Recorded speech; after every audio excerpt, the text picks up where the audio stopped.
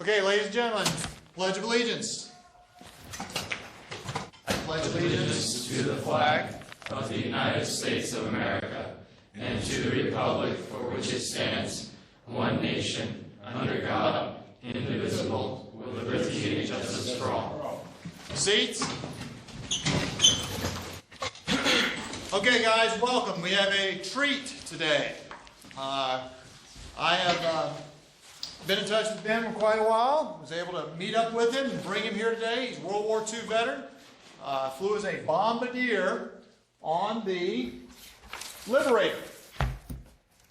I mean, the real deal, okay, in World War II. Born in Wichita, Kansas. He's going to do a hometown hero presentation for us. You need to think about questions you would ask a guy of why in the world would he do this? But he was actually the down in the turret, the bottom, as the Bombardier. In his hands, he controlled the Norton bomb site, which was the most secret thing of the day. Some people say that's why we won the war. Okay, so you want to ask him what it was like controlling it. I mean, it was secret. It was top secret. And so we're real blessed to have him.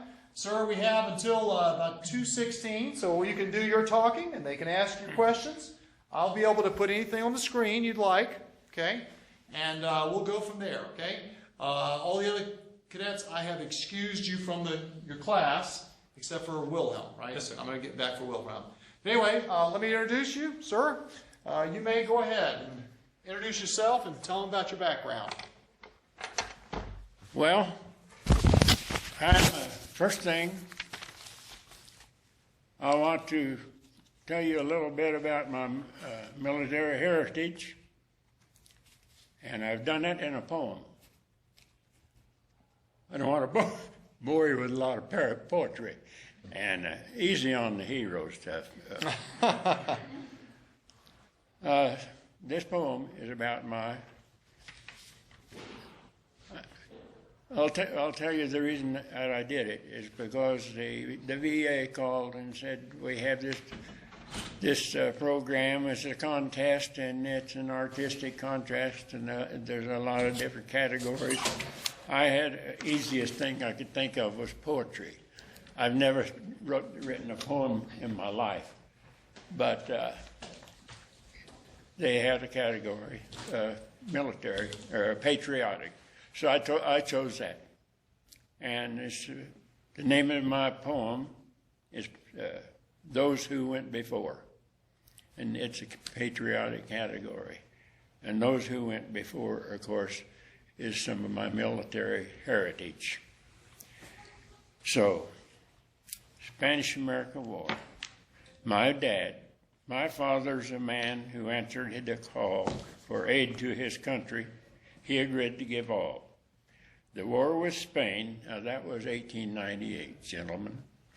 The war with Spain was surely a threat to the peace of our country. On that you can bet.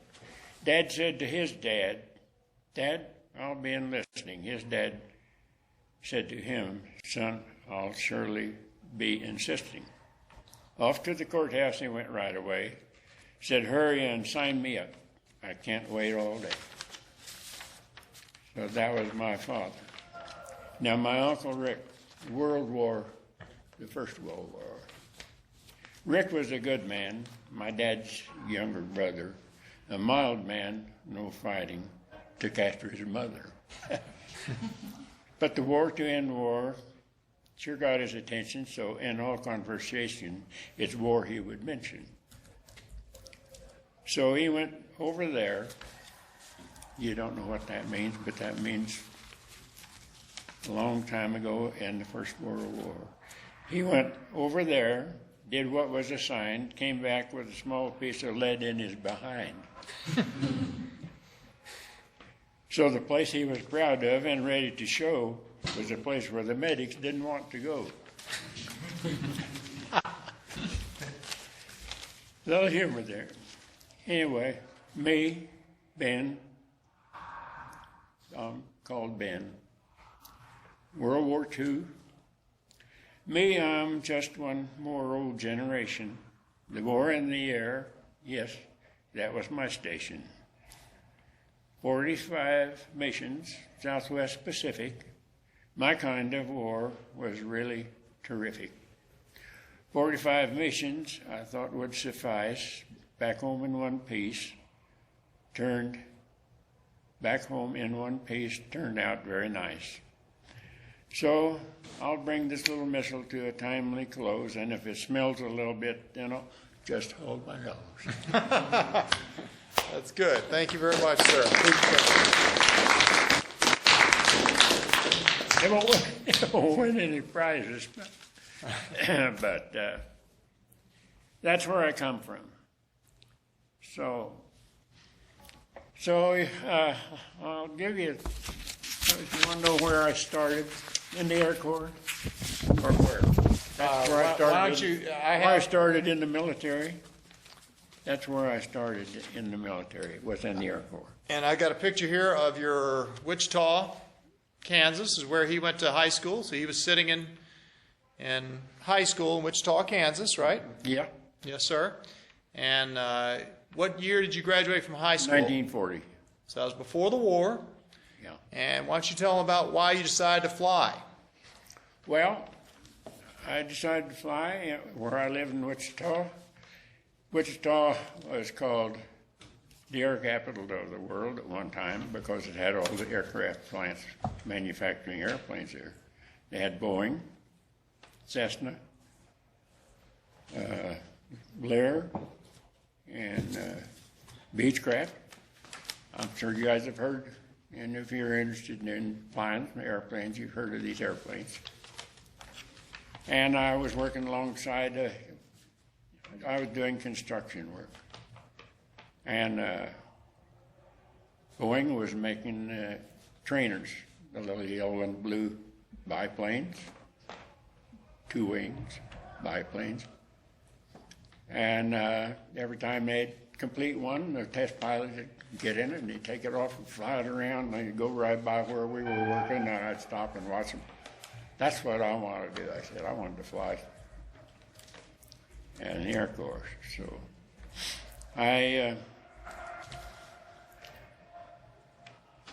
I thought, what am I going to do? Well, how are you going to get in? So I went up to Fort Riley, Kansas, took the Air Corps test, and I passed them, and they sent me back home, said, well, we don't need you right now, but this was shortly after Pearl Harbor, I think, or yes, it was. It was shortly after Pearl Harbor. So they sent me back home and said, we'll call you when we need you. So I waited a month, 2 months, 4 months. 6 months, they called me, said, report to the Kansas City Courthouse in 3 days. So I gave my card to my younger sister, packed a suitcase, and went to the courthouse. And shortly after that, they swore me in, and first place I went to was Shepherd Field, Texas. That was a air base. And I was there a while, and after that, I was sent to, what did I say the name of the town was? Well, anyway, it was where I went to Ryan Field in Tucson, Arizona. And I flew the PT-22s there, single engine planes. And from there on, I didn't make the finish of the course. I had 18 hours or so of time, but that I got in trouble with a test pilot, and he got me cashiered. So then the board sent me, said they give you a chance to go to Bombadier school or navigation school. So I said I'll take Bombadier school. So I went. But before that, I had to go to gunnery school, and I was in air gunnery, and so I have gunner's wings too.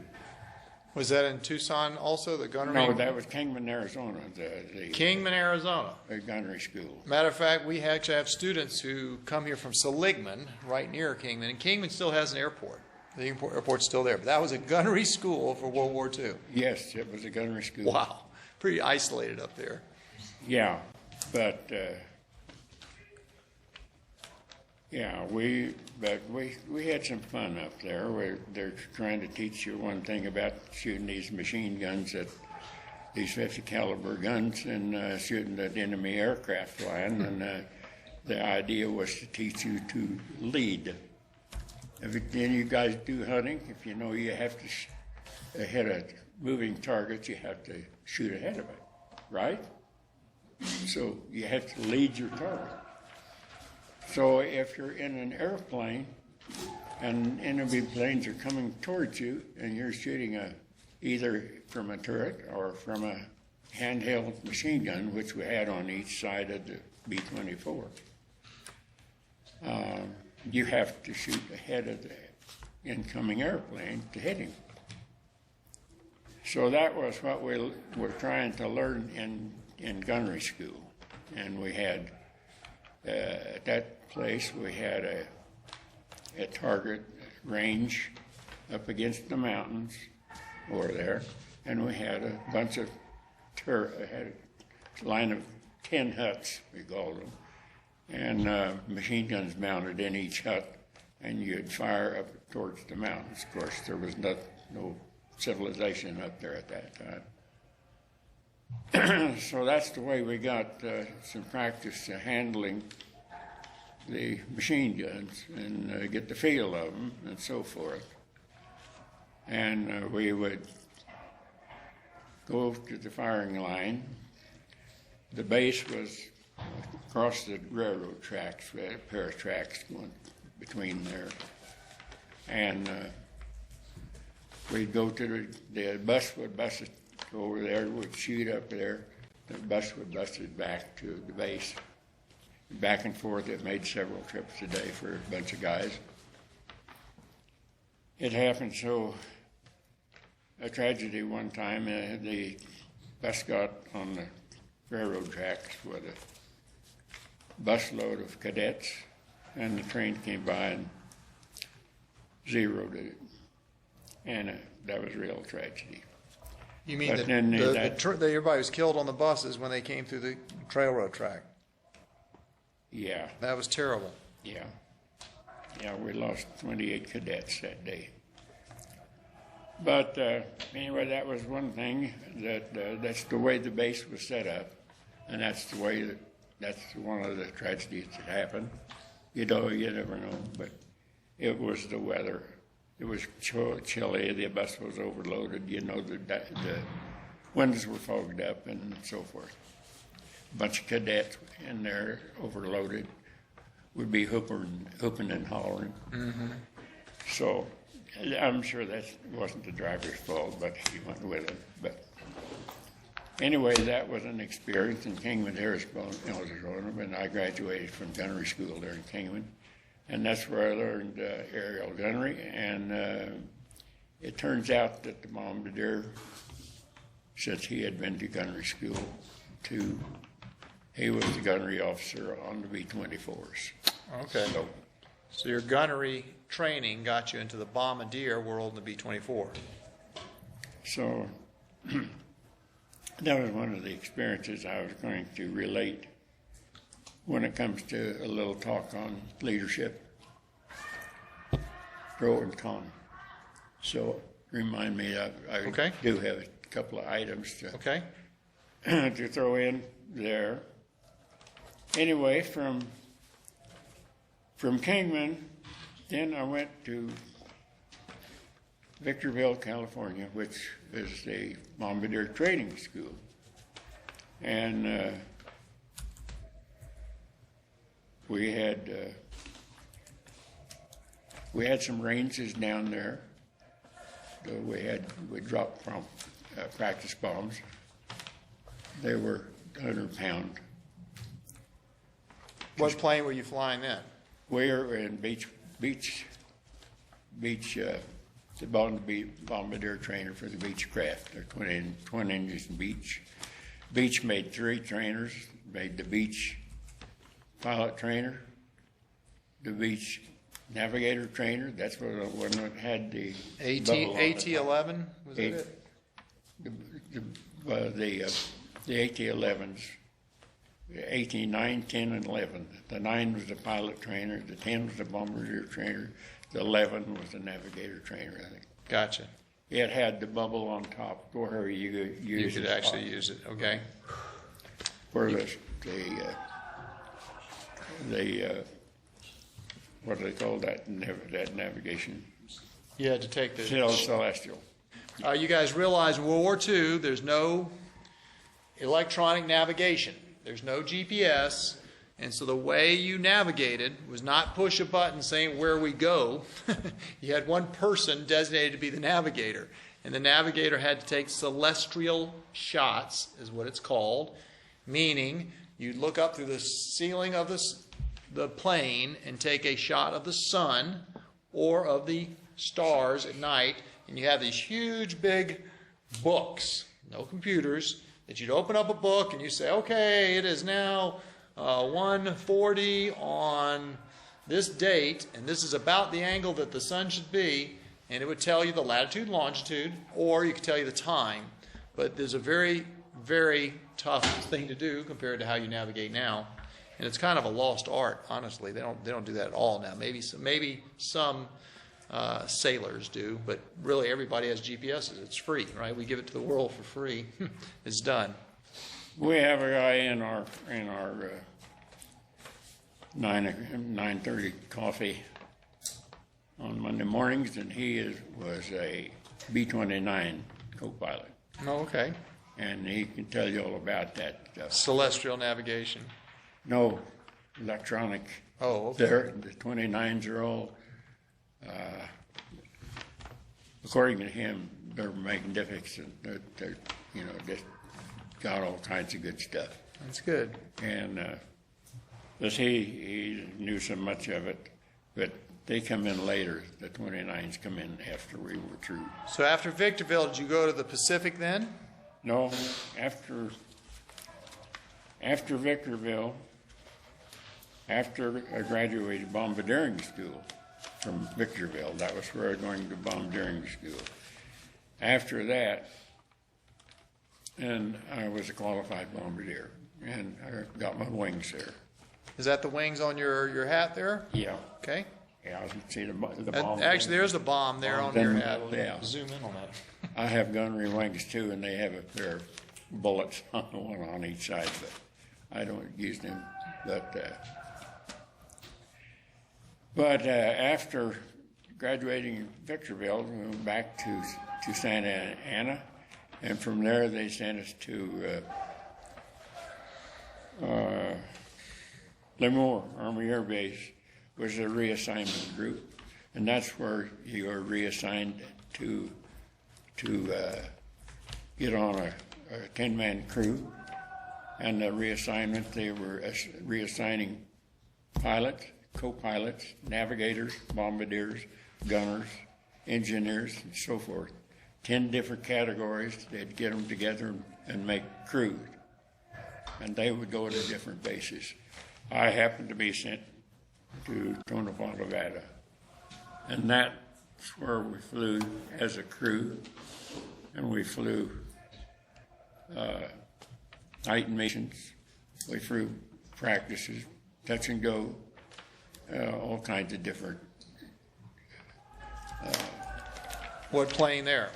The B-24. B-24. So that's when you started to fly in Tonopah. That's where we started flying B-24s, and that's where eventually, we're about 6-7 months there.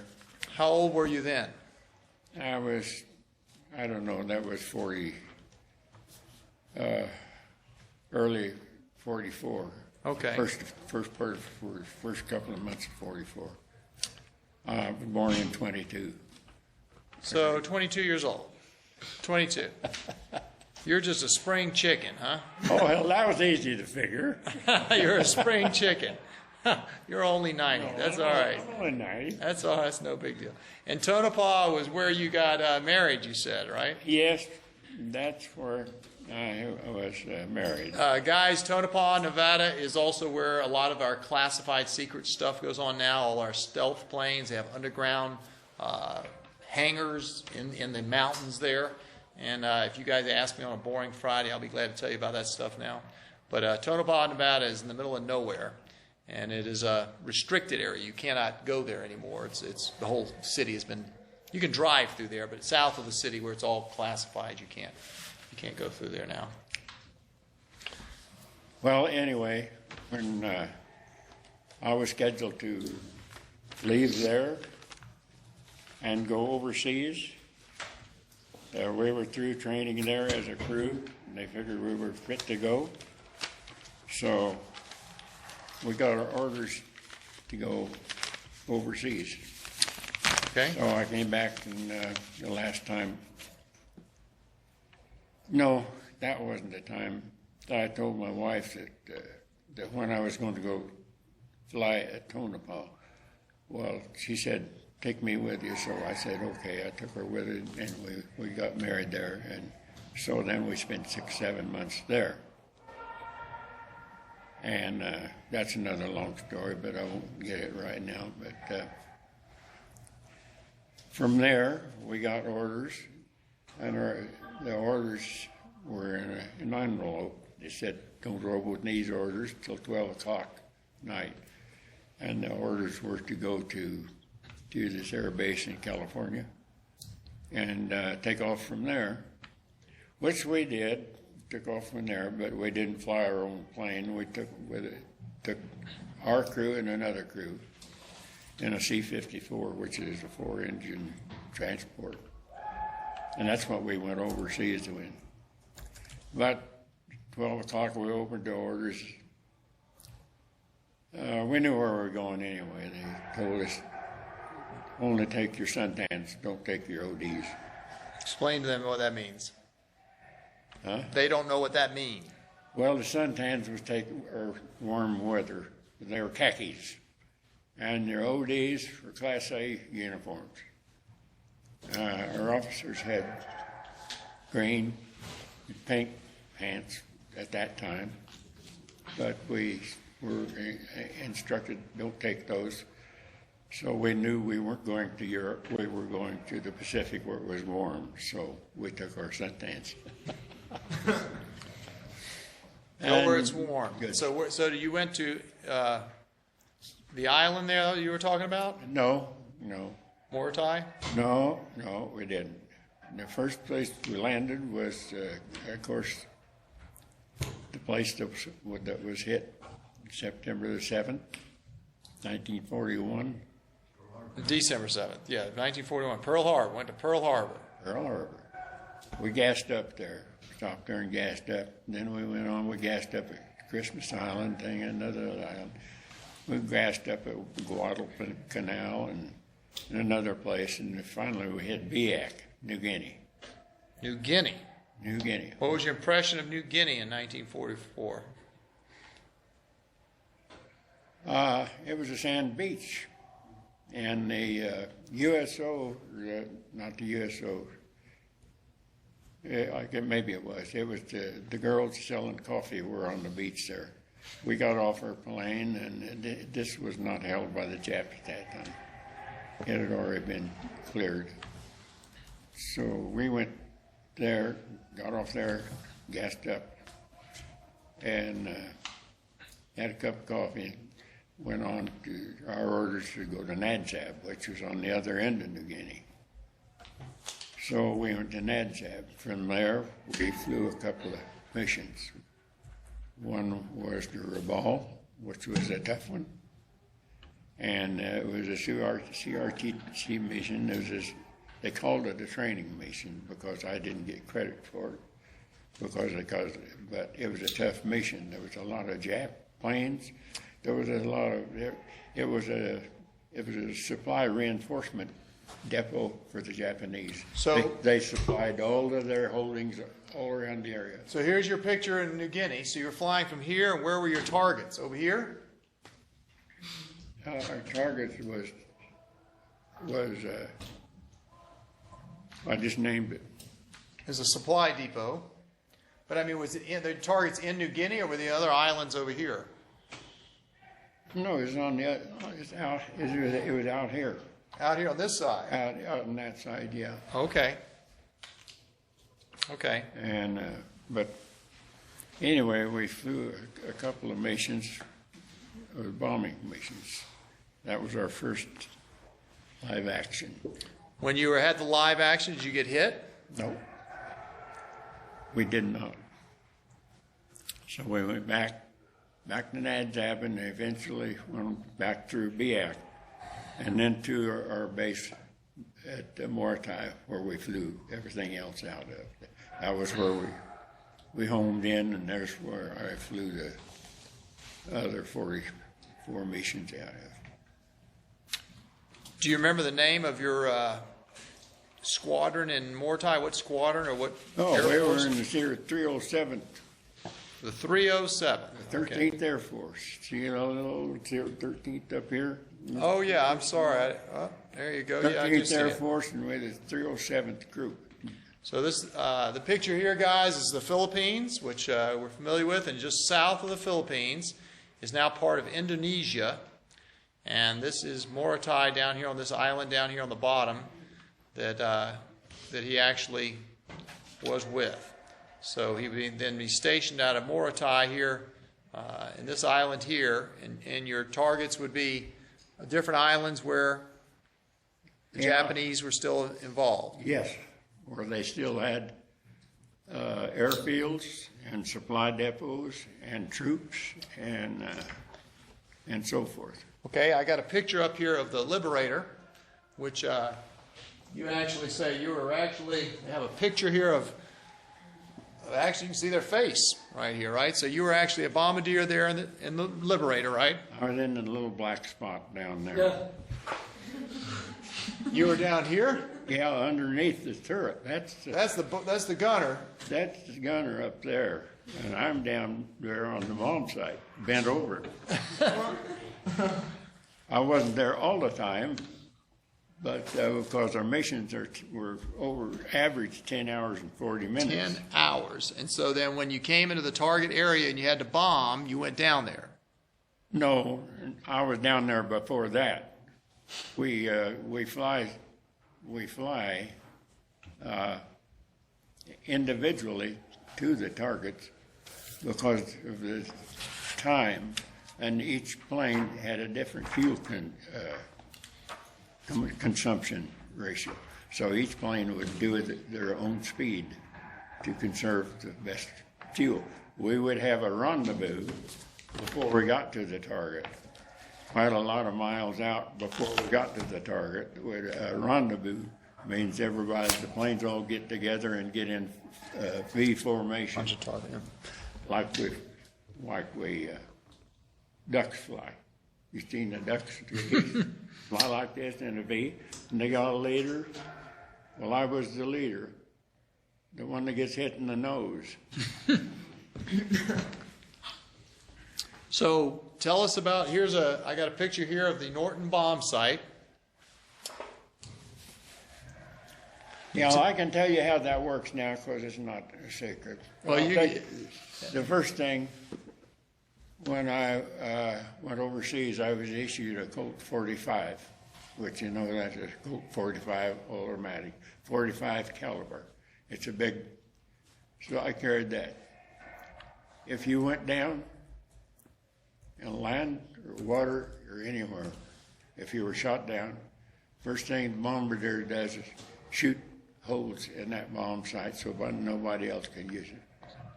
So, and that's what I was issued the Colt 45. You're supposed to protect yourself. You're supposed to shoot the bomb site. Yeah, forget about yourself. You don't worry about yourself. Oh, yeah? Give me my parachute. It's behind me. And so what was the accuracy, do you think, of the Norton bomb site? What made it so unusual back then? It was better than anything else in the world at that time.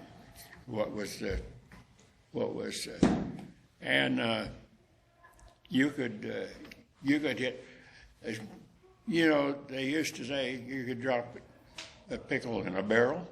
Pickle in a barrel might have been a little... You could not do that. That's a little... Nowadays, pickle in a barrel... I tell you if what, you're lucky. In bombardiering school, when we dropped practice bombs, we had a target down.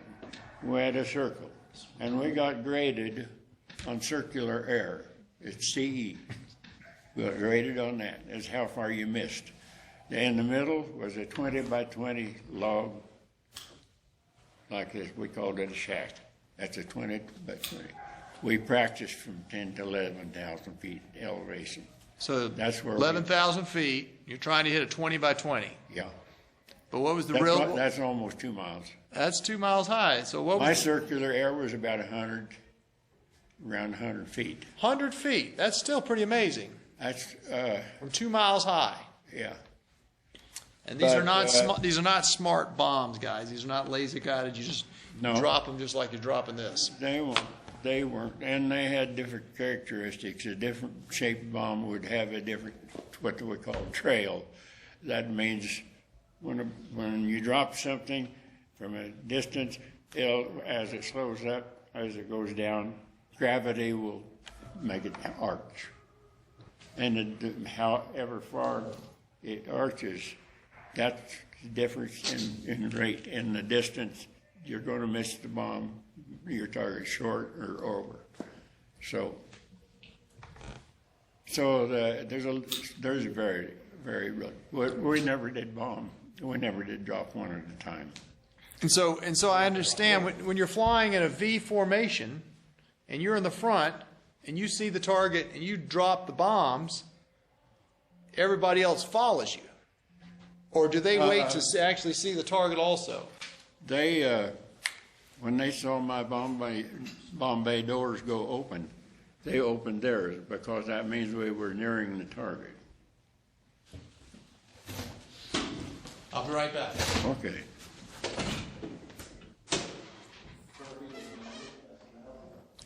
Anyway, this is fun.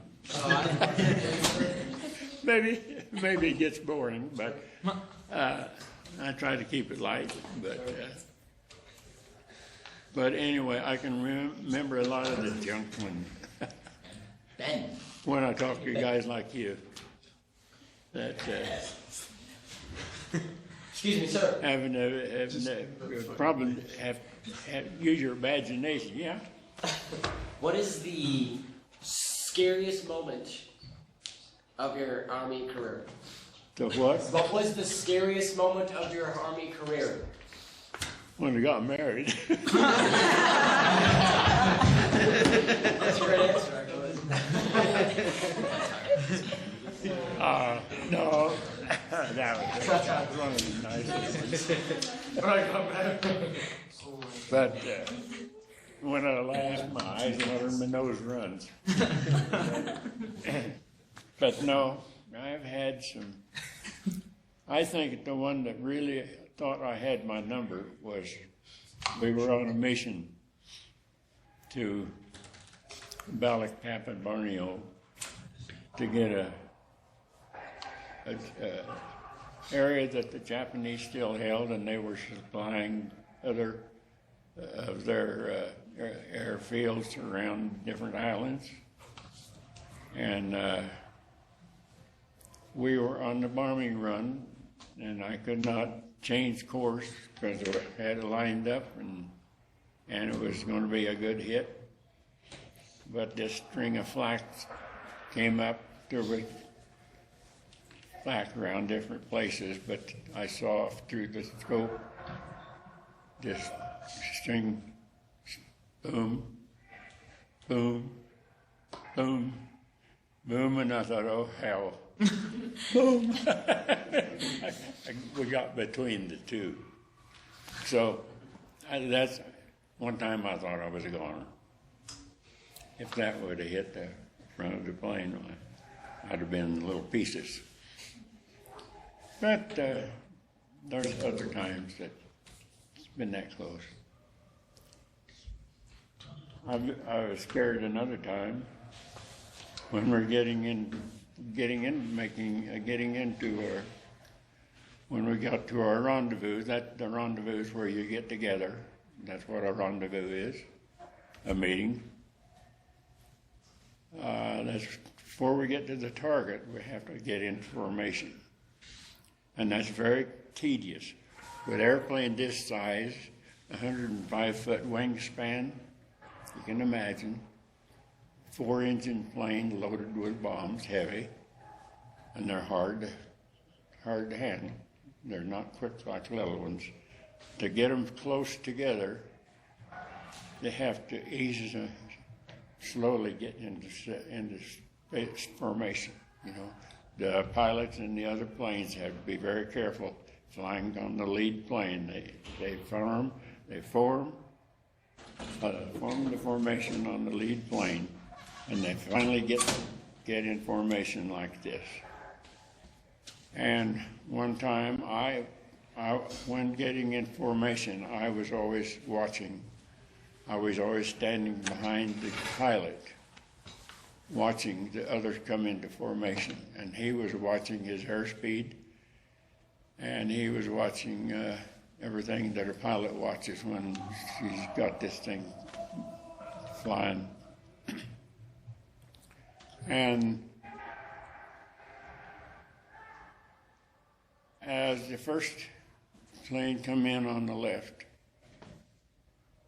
the port side, was like the Navy guys say, he come in, and he was not a good pilot. He was coming in way too fast, and he had his wing up so high that his co-pilot couldn't see because the wing was blocking him. And I knew that he was coming in too fast. He was going to hit a broadside, and before he got too close, I saw what was going to happen. I said, "Jim," that's the pilot, he was a good friend of mine. I said, "Jim, pull up, this guy's coming in too fast." Jim jerked the wheel. This plane went right under us. We would have had a mid-air collision. There would have been 2 planes in the drink. Wow. So What kind of plane would almost hit you? Same thing. It's a B-28. B-24s. We were getting into formation. And but that's another close one that could have happened. But it's a good thing I was watching closely, watching for my skin as well as the rest of them. So the question was, what a close call was. That's true. I don't know if you got it. You probably turned the scope off when you left. Well, that's good. So that was one thing. There was another that I told them before that one. You want to talk a little bit about leadership? You mentioned. Well, yes. When I got out of the service, I stayed out in California. That's where I got out. And my brother-in-law and I, of course, I was married while I was in the service, and we didn't have a place there. But so my brother-in-law and my sister and my brother-in-law lived there in California, Northern California, El Monte. And so we stayed with them. So my brother-in-law and I, we both got jobs working for a contractor for construction, and we both got jobs as foremen. Well, Jack was a pretty strong-willed guy, kind of gruff, a little profane. Of course, that's par for the course, construction people. You guys will find that out if you get in his lucky. Anyway, he'd go around. We were each handling a number of different crew. And he would go around to each one of them and he'd say, what the hell? He got quite a bit of production out of them that way, but I was getting better production doing the same thing with my bunch by a different method. I'd congratulate them on each one of them. I'd talk to each one at a time. And how you doing? Say, now you don't, this is not quite right, so you correct that by doing this and so forth. Okay. I'd go on to the next one. And that was my method. And I got more production, believe it or not, out of my crew than he did by just going around hollering at the guys. So this is one thing about leadership, in my opinion. Another point, another little incident that came to my mind was we were on a flying mission and we were attacked by Japanese fighters. And the B-24 has a handheld gun on the waist on each side. The others are turrets. They're moved by levers. But we were attacked, and when we got through with the mission, we always had a talk after the mission, and the tail gunner had noticed that the waist gun didn't fire when this one Japanese airplane came in, and everybody else was firing at it, but the waist gun wasn't firing. So that came up at the meeting when we got through with the mission. And so after the meeting, I got the waist gunner, and I said, why weren't you firing? Why wasn't your gun firing? He said, well, it jammed. I said, did you inspect it this morning like you're supposed to do every morning? No, sir, I didn't. Well, I said, you come on back to the shop and we'll see something. So we got us a 50 caliber gun. I said, now, when I graduated gunnery school, you had to learn to field strip the 50 caliber gun and put it back together blindfolded. Field strip it, blindfolded, and put it back together blindfolded. After you did it a time or two, you could do it. But anyway, I told him, now you go ahead, let's see you field strip this. So he went at it, and he stumbled a little bit, but I got him straightened down. And I said, now when we get through with this, what are you going to do the first thing you get to the plane in the morning? He said, I'm going to inspect it. Sir, that's right. That's what you're going to do. Make sure you do it. Okay, you're dismissed. He and I are still friends. We still correspond. That's good. So there's a kind of a comparison of Different leadership styles. different styles. Yeah. Question, I guess. Around the room, we got about 10 minutes, sir. Back in the back. What was your greatest achievement in your career? What? What was your greatest achievement in your career? The what? Your greatest achievement. Oh. Well, I'm not going to say raising the family. I'm going to say,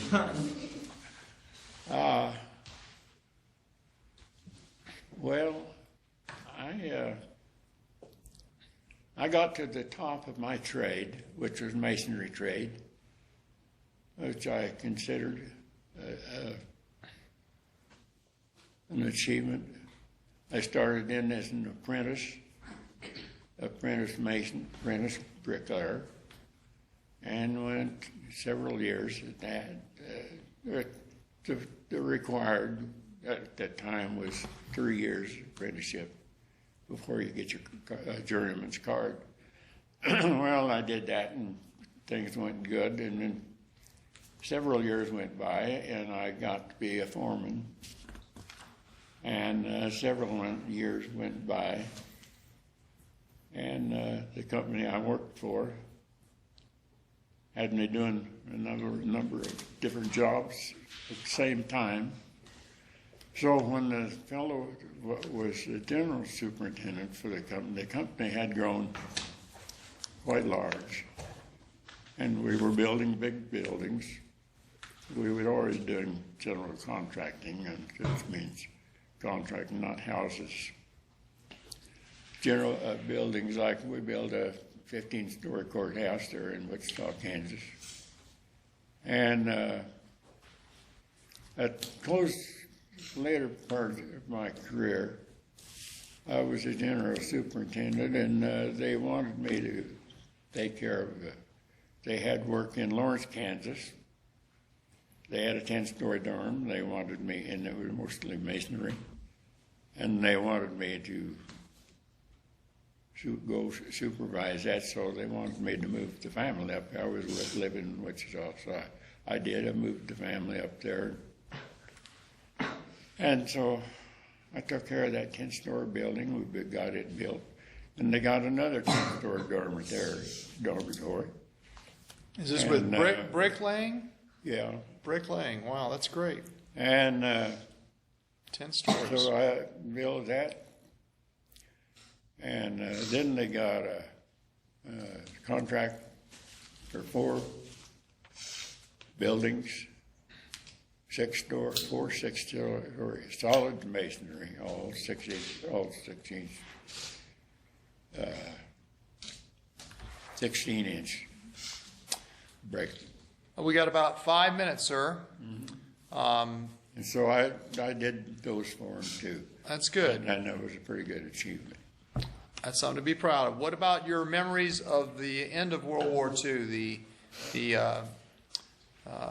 bombing of the nuclear bombs? What's your memories there? I thought an awful lot of Harry Truman, because Harry Truman was not the kind of president that we have in the last few years. He was one that said, "The buck stops here." The sign on his desk says, "The buck stops here." In other words, he didn't pass the buck. He made a decision. He had one terrible decision to make, and that's to drop or not to drop the atomic bomb. He knew that if he didn't, it would cost a lot of American lives, a lot more, and a lot of enemies' lives. But he went ahead and okayed the bomb. Where were you when that happened? I was still overseas. We had just finished. This was in August the 8th or 9th, I think. The first one dropped, and a couple of days later, they won't give up yet. The second one dropped.